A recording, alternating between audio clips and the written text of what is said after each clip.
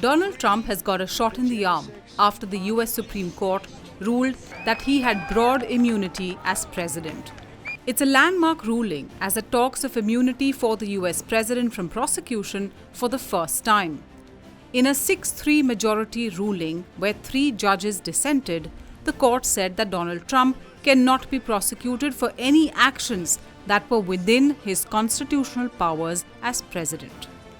So does that mean Donald Trump cannot be prosecuted for what happened when he was president? That's up to the courts to decide. Lower courts will now have to take a call on whether what Donald Trump did or said was an official act as president or a private act. He can't be prosecuted for anything that is deemed official. It certainly makes the job of Special Counsel Jack Smith that much harder. He's the one who's pursuing the case against Trump for attempting to overturn the results of the 2020 election.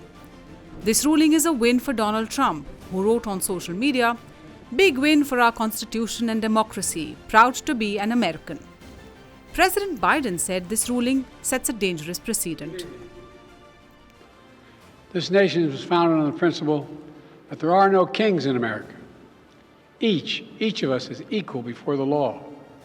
No one is above the law, not even the President of the United States. With today's Supreme Court decision on presidential immunity, that fundamentally changed. For all practical purposes, today's decision almost certainly means that there are virtually no limits on what a president can do. This is a fundamentally new principle, and it's a dangerous precedent, because the power of the office will no longer be constrained by the law, even including the Supreme Court of the United States. The ruling is certain to delay the criminal trials against Donald Trump, who is the first US president to be convicted of a crime. Analysts say it also has larger ramifications for American democracy. The real nub of the decision is that somehow an executive branch official can be cloaked with immunity as a way of protecting the executive's discretion. That's the majority's rationale, that the executive needs to have broad discretion to do the things that need to get done to run the country.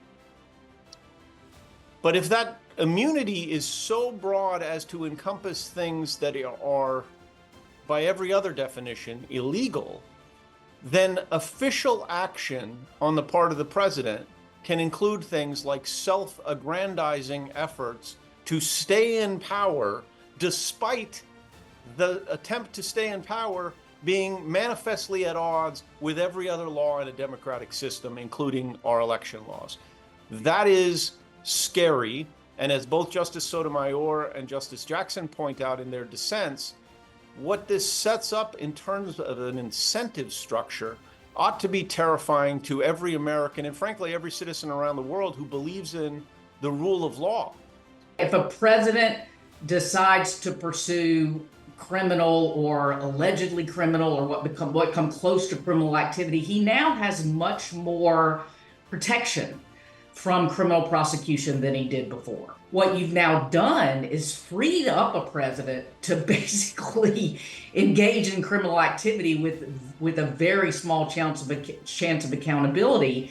Then this not only reshapes the presidency, it can reshape the entire functioning of American democracy. It seems unlikely that any of the 3 criminal cases can come up for trial before the presidential elections of November 5th. In the event that Donald Trump wins, he can also change officials in the Justice Department, who can then simply drop the cases against the former president. For more such videos, subscribe to our YouTube channel. Make sure you hit the like button and follow for more news updates.